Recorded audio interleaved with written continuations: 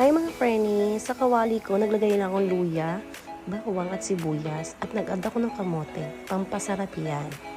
Yan yung recipe ko sa munggo, paminta. At nilagay ko na rin ang munggong pinakulo ko kasama ang pork. Ayan, kahit anong part ng pork nyo, kahit go na yun.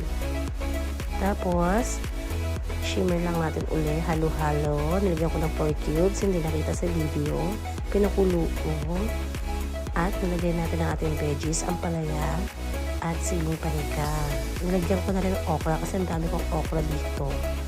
Tapos, malunggay. Siyempre, hindi mawawala yan sa munggo, ang ating malunggay. Nilagyan ko lakbati. Masarap din yan sa munggo, lakbati. At para mas health pa, nilagyan ko ng ampalaya leaves. Meron din kasi akong tanim yan, kaya yun, libre na mga veggies natin. Spinach, meron din sa tawaniman ko yan. Ayan. Halo-halo, mix-mix na yan. Dahil malambot ng munggo natin at pork, pwede na natin yan. Ang inilipyan.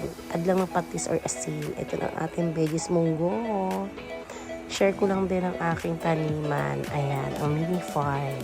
Marami akong okra. Ang sarap ng okra pag bago kong pitas. At meron din akong iba-ibang klaseng tanim, hindi lang okra ang aking tinatanim. Marami na rin akong napitas dito. Meron din ako mga sitaw, spinach, lakbati, saluyot. At hindi ako makapagbabuhay ng talong. Ewan ko ba kung bakit. Mabigat ang kamay ko sa talong.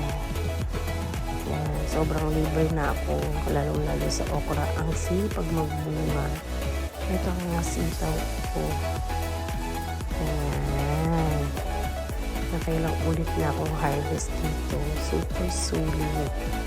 Kaya kung meron kayong mga bakanting lupa dyan, pwede rin kayo magtanim. Harapan lang ng bahay namin to. Nakikita nyo lang ako since wala pa nakatayong bahay. Ayan, salamat sa may-ari ng lupa. Ayan, pitas-pitas lang tayo. Ang sarap pumitas pag lalot sarili mong tanim. Ayan, ang aking mini garden. Ito ang aking patola. So, isasahog ko to sa sinigang kong bangus. Ayan, libre lahat na ng sahog ko. Kangkong na lang ang kulang. Sitaw, patola, at okra. Ayan, may kamatis. Bumili na lang ako ng kangkong. At puso ng saging. Ayan. Para sa sinigang na bangus. Bye!